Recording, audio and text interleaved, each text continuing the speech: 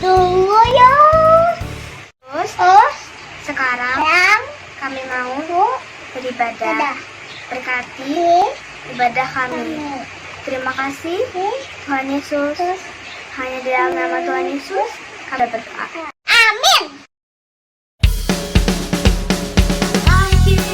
Selamat hari Minggu. Akhirnya kita kembali lagi di hari yang selalu kita nanti-nantikan untuk datang beribadah bersama dengan Tuhan. So sekarang semuanya bagi adik-adik yang ibadah dari rumah, kita nyanyikan lagu yang pertama. Jangan lelah, jangan lelah bekerja di ladangnya Tuhan. Roh Kudus yang beri kekuatan, yang mengajar dan menopang. Tiada lelah bekerja bersamamu Tuhan, yang selalu mencukupkan atas segalanya. Ratakan tanda bergelombang, timbunlah tanda yang berubah, menjadi siap dibangun di atas dasar iman. Ratakan tanda bergelombang, timbunlah tanda yang berubah, menjadi siap dibangun di atas dasar iman. Clap your hands, kids. Dengan penuh semangat, kita mau memberikan yang terbaik buat Tuhan.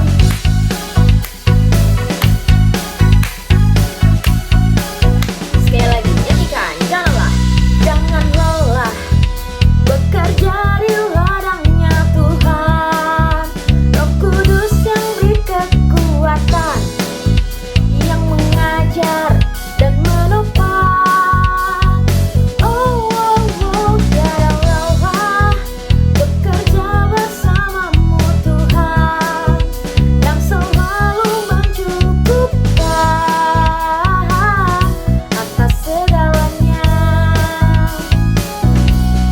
Ratakan tanda bergelombang, timbunlah tanda yang berubah, menjadi siap dibangun di atas dasar iman. Ratakan tanda bergelombang, timbunlah tanda yang berubah, menjadi siap dibangun di atas dasar iman. Ratakan tanda bergelombang, timbunlah tanda yang berubah, menjadi siap dibangun di atas dasar iman. Ratakan tanda bergelombang, timbunlah tanda yang berubah, menjadi siap dibangun di atas dasar iman, menjadi siap dibangun, menjadi siap dibangun, menjadi siap dibangun di atas dasar iman. Yeay, praise the Lord.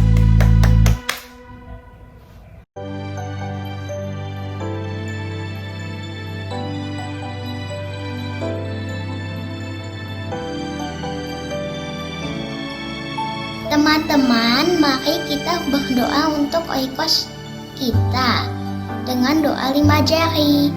Mari kita berdoa. Tuhan Yesus, kami berdoa untuk oikos kami. Mereka adalah orang yang berharga di mata Tuhan. Kami perintahkan keluar setiap kuasa yang menghalangi oikos kami. Roh Kudus sentuh hati mereka, sehingga oikos kami bisa mengalami perjumpaan yang manis dengan Yesus. Melalui kami yang kecil ini, kiranya Tuhan pakai menjadi alat Tuhan yang luar biasa. Amin. Selamat hari Minggu teman-teman.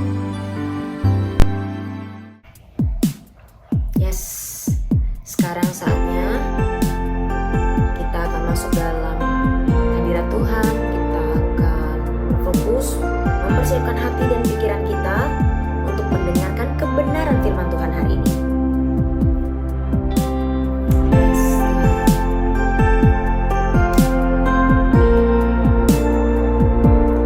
Kami bersyukur buat kebaikan Tuhan hari ini.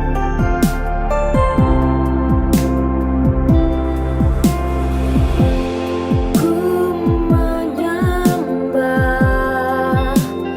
dalam kudus hadirat-Mu, hampiri tahta kasih karunia-Mu Bapa.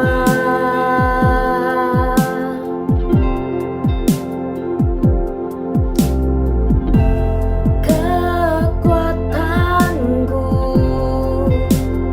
hanya dalam hadirat-Mu, Yesusku, hanya Kaulah segalanya.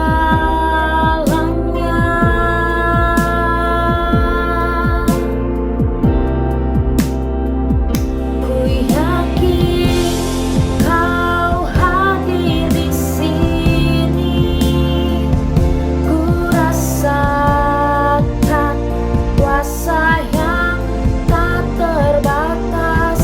Ku yakin Kau nyata di sini, kemenangan terjadi di sini. Yes, bagi adik-adik yang percaya bahwa Tuhan nyata dan hadir ada di tempat engkau beribadah, kita mau berikan yang terbaik buat Tuhan. Ku menyembah dalam kudus hadirat-Mu, hampiri tahta kasih karunia-Mu Bapa. Kekuatanku Tuhan, kekuatanku hanya dalam hadirat-Mu, Yesusku, hanya Kaulah segalanya.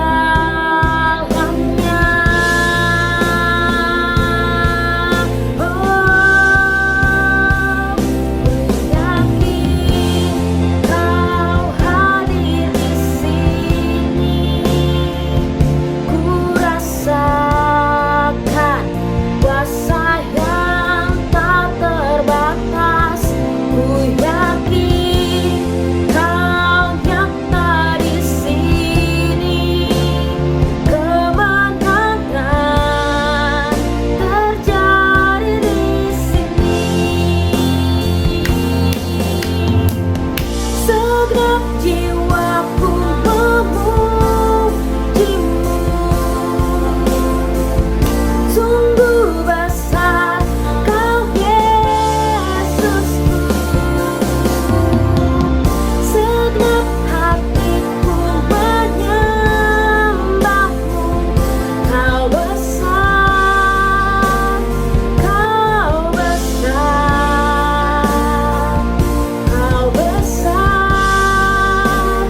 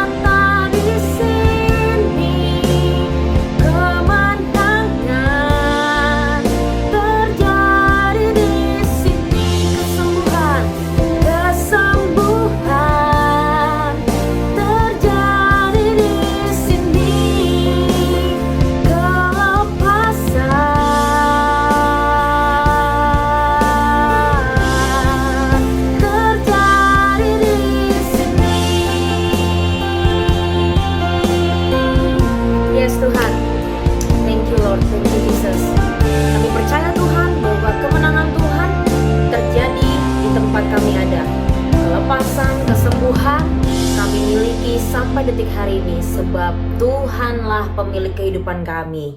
Terima kasih Tuhan Yesus, dan sebentar kami akan mendengarkan kebenaran firman Tuhan, dan biarlah Tuhan Yesus sendiri yang berbicara lewat firman Tuhan yang disampaikan oleh Cici atau Koko yang pada hari ini akan menyampaikan kebenaran firman Tuhan. Biarlah Tuhan sendiri yang berbicara kepada kami, dan Tuhan yang akan memampukan kami untuk dapat mengerti dan memahami setiap firman Tuhan yang diberitakan hari ini. Kami gak cuma sekedar menjadi pendengar Tuhan hari ini, tapi kami juga mau belajar tentang kebenaran firman Tuhan. Terima kasih Tuhan Yesus. Hanya di dalam nama Tuhan Yesus Kristus kami sudah berdoa dan mengucap syukur. Haleluya. Amin. Halo adik-adik, shalom. Kita bertemu kembali dengan firman Tuhan kali ini. Adik-adik semuanya sudah duduk rapi ya. Yuk, sekarang dengarkan firman Tuhan. Buka telinganya lebar-lebar, siapkan hati kita ya. Oke. Nah, sekarang Cici mau cerita tentang DOSA. Apa itu adik-adik? Ya, dosa. Apa itu dosa ya? Nah, dosa itu adalah perbuatan yang melanggar firman Tuhan. Ya, tidak taat sama firman Tuhan. Nah, di dalam Alkitab ada cerita tentang seorang yang berdosa, sehingga dosanya itu mengakibatkan hal yang tidak baik pada dirinya maupun orang lain. Ya, yuk kita pelajari yuk tentang seorang ini ya. Adik-adik pernah dengar cerita tentang Esau dan Yakub? Ya, mereka adalah sepasang saudara kembar dari Ibu Ribkah dengan Bapak Ishak. Nah, Esau dan Yakub ini kakaknya adalah Esau, adiknya adalah Yakub. Ya, Yakub menipu Esau dan membohongi Esau. Salah satu contohnya adalah tentang menukar hak kesulungan Esau dengan Yakub, sehingga Ishak memberkati Yakub bukannya Esau untuk hak kesulungannya. Lalu ketika Esau tahu bahwa hak kesulungannya, berkat hak sulungan itu yang diambil oleh adiknya Yakub, Esau marah adik-adik. Nah, ketika marah, Esau berkata, nanti ya ketika bapakku sudah meninggal, bapakku Ishak meninggal, aku akan membunuh Yakub. Begitu kata Esau. Hal tersebut adik-adik didengar oleh orang tuanya, yaitu Ribkah, mamanya. Wah, ketika Ribkah mendengar niat daripada Esau terhadap Yakub ingin membunuhnya, lalu karena Ribkah sangat menyayangi Yakub, lalu Ribkah bicara sama Yakub. Yakub, Esau ingin membunuh kamu. Jadi pergilah kamu jauh-jauh dari tempat ini. Pergi ke rumah paman kamu, yaitu Laban. Tunggu sampai kemarahan daripada Esau berhenti, baru kamu balik lagi. Begitu kata mamahnya ya, kata Ribkah. Yakub berkemas untuk berangkat pergi jauh dari rumahnya, seperti yang dikatakan mamahnya, pergi ke rumah pamannya itu Laban. Ya, padahal adik-adik tahu nggak, ketika Yakub pergi meninggalkan rumahnya, itu merupakan hari terakhir Yakub bertemu dengan mamahnya Ribkah. Ya, lalu bergegaslah Yakub pergi berjalanan menuju ke rumah pamannya Laban. Adik-adik tahu nggak, Di tengah perjalanan, Yakub merenung. Yakub merasa seorang diri. Apa yang sudah diperbuatnya mengakibatkan hal yang tidak enak bagi dirinya. Yakub merasa bahwa tidak ada orang yang menemaninya dalam perjalanan. Merasa ketakutan, takut dikejar sama Esau, takut dibunuh oleh Esau. Ya, seperti apa yang dikatakan dalam firman Tuhan dalam Bilangan 32 ayat 23 mengatakan bahwa dosa itu akan menimpa kamu gitu ya. Ya benar, dosa itu benar-benar menimpa Yakub. Yakub merasa seorang diri, Yakub merasa ketakutan di tengah perjalanan. Ya, suatu malam Yakub singgah di suatu tempat. Yakub tidur, adik-adik. Adik-adik tahu nggak? Walaupun Yakub berdosa, walaupun Yakub berbuat kesalahan, tapi Allah Bapa di surga sangat mengasihi Yakub. Allah ingin Yakub datang sama dia, minta ampun sama dia. Ya, Allah Bapa di surga tidak suka terhadap perbuatan Yakub, tetapi Allah Bapa di surga tetap mengasihi Yakub. Ketika Yakub tidur, Yakub bermimpi, adik-adik. Apa mimpinya? Mimpinya ada tangga yang tinggi sekali sampai ke surga. Tangga itu ada malaikat turun naik. Banyak malaikat turun naik menaiki tangga dan menuruni tangga tersebut. Bahkan Bapa di surga, Allah Bapa di surga berkata kepada Yakub, Yakub, jangan takut. Aku akan menyertai engkau. Aku akan melindungi engkau. Dan aku tidak akan meninggalkan engkau. Ya adik-adik. Lalu Yakub ketika habis mimpi itu pagi harinya, Yakub terbangun dari mimpinya. Yakub ingat mimpi itu. Ya, Tuhan juga berkata di mimpi itu bahwa tempat yang akan Yakub tinggali saat itu, yang Yakub tempat dia tidur, itu akan diberikan kepada Yakub. Dan dengan keturunan Yakub nanti, bangsa-bangsa akan diberkati oleh Bapa di surga. Oke, ketika bangun tidur, Yakub langsung menyadari bahwa tempat yang dia tiduri itu adalah tempat Bapa di surga datang. Jadi lalu Yakub membuat mezbah dari batu yang tempat dia tiduri itu. Dia bikin mezbah. Mezbah itu tempat persembahan ya adik-adik. Batu-batu ditumpukin, kemudian dituangi dengan minyak. Lalu Yakub memuji Tuhan.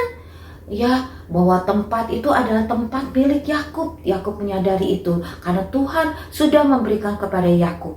Dan Yakub percaya bahwa keturunan Yakub akan diberkati oleh Tuhan, ya.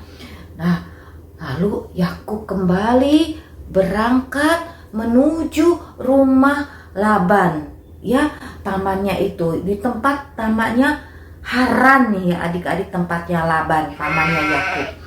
Ketika berangkat hampir mendekati Haran, Yakub melihat ada segerombolan orang peternak dengan macam-macam ternaknya.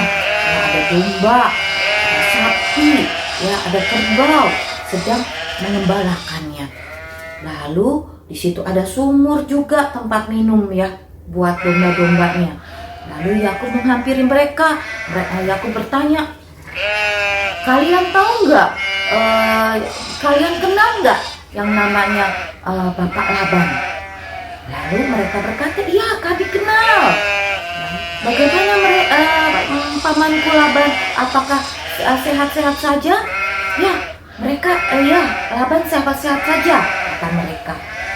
Tidak berapa lama, lalu ada seorang gadis datang, namanya Rahel ya. Rupanya Rahel itu adalah anak daripada Laban.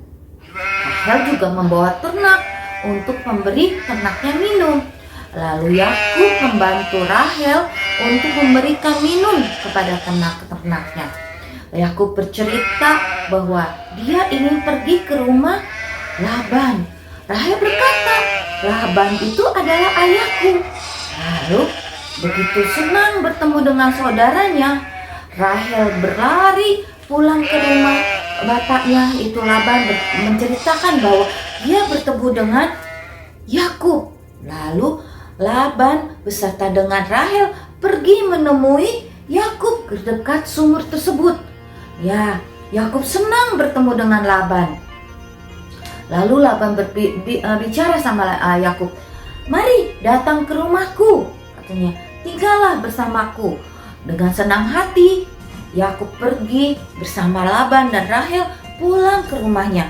Yakub tinggal bekerja bersama Laban. Setelah 1 bulan, Laban berkata kepada Yakub, "Tidak baik ya kalau Yakub bekerja tanpa digaji, tanpa diberi upah." Lalu Laban berkata kepada Yakub, "Yakub, kamu sudah bekerja 1 bulan di tempatku sebagai peternak. Bagaimana? Apakah kamu ingin sesuatu? Kamu tidak baik kalau kamu tidak diberi upah." Lalu Yakub berpikir, "Apa ya upahnya buat aku?" Pamanku Laban, "Baiklah, aku akan bekerja selama 7 tahun sebagai peternak di tempat pamanku. Kalau sudah 7 tahun, tolong berikan Rahel kepadaku sebagai istri." Lalu Laban menyetujuinya. "Oke, kalau gitu kamu bekerja selama 7 tahun di tempatku sebagai peternak. Aku akan memberikan Rahel kepadamu." Setelah itu, Yakub bekerja keras ya adik-adik. Selama 7 tahun berlalu. Ketika 7 tahun berlalu, lalu Yakub menagih janjinya kepada pamannya Laban. Laban akhirnya menyelenggarakan pesta pernikahan buat Yakub. Ketika pernikahan itu usai, nah adik-adik, orang dulu menikah itu perempuan wanitanya itu pakai cadar ya, pakai penutup ya. Jadi nggak kelihatan tuh ya ketika pesta pernikahan itu siapa gitu ya. Nah ketika pernikahan itu usai, ketika cadar itu dibuka sama Yakub, ternyata wanita yang dinikahinya itu bukan Rahel. Siapa adik-adik? Itu adalah kakaknya Rahel, yaitu Lea. Ya, waduh, apa boleh buat ya adik-adik? Pernikahan sudah usai. Akhirnya Lea, bukan Rahel, yang menjadi istri daripada Yakub. Yakub dibohongi oleh pamannya Laban. Ingat ya adik-adik, demikian juga dulu Yakub sudah membohongi ayahnya, sudah membohongi Esau. Ya adik-adik, demikian juga saat ini Yakub tertimpa akan dosanya seperti kata firman Tuhan tadi dalam Bilangan 32 ayat 23. Ya, bahwa dosanya itu akan menimpa kamu katanya. Demikian juga hal tersebut Yakub ditimpa oleh dosanya, yaitu Yakub dibohongi oleh pamannya Laban. Ketika dulu Yakub sudah membohongi, saat itu juga Yakub dibohongi oleh orang lain, yaitu Laban. Nah, lalu dengan kecewa Yakub datang sama Laban. Kenapa dia dibohongi oleh pamannya? Dia bertanya. Lalu Laban berkata, "Baik Yakub, kamu kalau ingin mengingini Rahel, kamu harus bekerja 7 tahun lagi sama aku untuk sebagai peternak. 7 tahun lagi ya." Yakub menerimanya itu. Yakub bekerja 7 tahun lagi adik-adik. Dari cerita Yakub, cerita hidupnya Yakub ini, kalian bisa lihat ya, karena dosa, yaitu kebohongan yang dilakukan Yakub, sehingga dia mengakibatkan kesengsaraan bagi dirinya. Dia merasa sedih sendiri, merasa ketakutan karena ingin dibunuh oleh kakaknya Esau. Dia juga dibohongi oleh pamannya Laban. Wah, adik-adik, dosa itu sungguh sangat menakutkan ya. Melanggar firman Tuhan menyebabkan Tuhan sedih juga. Tapi ingat adik-adik, walaupun Yakub berdosa, Yakub tetap dikasihi oleh Tuhan. Tuhan tidak senang dengan kelakuan atau perbuatan yang dilakukan oleh Yakub, tetapi Tuhan tetap sayang sama Yakub. Adik-adik, demikian juga Tuhan. Walaupun kita mungkin berbuat salah yang menyebabkan mama, papa, menyebabkan saudara kita, adik kakak, atau menyebabkan teman-teman di sekeliling kita sedih, menyebabkan mereka kecewa karena dosa, karena perbuatan yang tidak menyenangkan yang kita lakukan. Tapi kalau kita datang sama Tuhan, minta ampun sama Tuhan, Tuhan sayang adik-adik sama kita. Tuhan mau mengampuni kesalahan yang kita perbuat. Jadi adik-adik, ketika kita melakukan kesalahan, misalnya apa? Tidak dengar-dengaran akan perintah Tuhan. Ketika kita main berantakin mainan, mama minta kita bereskan, kita tidak mau melakukannya, itu salah ya adik-adik. Itu artinya tidak mentaati orang tua. Ketika bangun tidur, mama minta kita beresin tempat tidur, kita tidak mau melakukannya. Ketika mama minta kita jangan main HP terus, ayo belajar, ingat makan, jangan main game terus, jangan nonton hal-hal yang mengasihkan terus-terusan sehingga lupa waktu. Tapi kalian tidak mentaatinya, itu sama dengan dosa, tidak taat sama orang tua. Ya, adik-adik, kalau begitu, kalau melakukan gitu dan kalian menyadarinya, kalian minta ampun, minta maaf sama orang tua kalian. Minta ampun sama Tuhan untuk mengampuni dosa kalian dan tidak mengulanginya lagi. Tuhan akan sayang sama adik-adik. Tuhan akan mengampuni dosa adik-adik. Dan Tuhan akan memberkati adik-adik supaya adik-adik tidak melakukannya di kemudian hari. Ya, Tuhan akan memberikan Roh Kudus menguatkan kalian untuk tidak melakukannya lagi. Hai teman-teman, ayat hafalan kita hari ini adalah kamu akan mengalami bahwa dosamu itu akan menimpa kamu. Bilangan 32 ayat 23. Kita ulangi sekali lagi teman-teman. Kamu akan mengalami bahwa dosamu itu akan menimpa kamu. Bilangan 32 ayat 23. Kita hafalkan dan lakukan yang teman-teman. God bless you all. Bye-bye. Lipat tangannya, tutup matanya, kita berdoa. Tuhan Yesus, terima kasih Tuhan. Kami sudah mendengar tentang firman-Mu, tentang begitu menyengsarakan kalau kami berbuat dosa. Tuhan Yesus, saat ini kami mengakui kalau kami salah, kami sudah berbuat dosa. Tuhan Yesus, kami minta ampun. Tuhan, kami meminta pertolongan dari Tuhan untuk mengampuni segala kesalahan dan dosa kami. Kami tidak mau seperti Yakub yang berbuat salah dan mengalami hal-hal yang tidak baik karena dosanya itu. Tuhan, kami tahu Tuhan mengasihi kami anak-anaknya. Tuhan, kami berdoa, ampuni kami Tuhan. Tolong kami, Roh Kudus pimpin kami untuk kami tidak berbuat hal yang sama kembali. Terima kasih Tuhan Yesus. Kami serahkan hidup kami ke dalam tangan-Mu. Hanya di dalam nama Tuhan Yesus kami berdoa. Haleluya. Amin. Tuhan berkati. Shalom.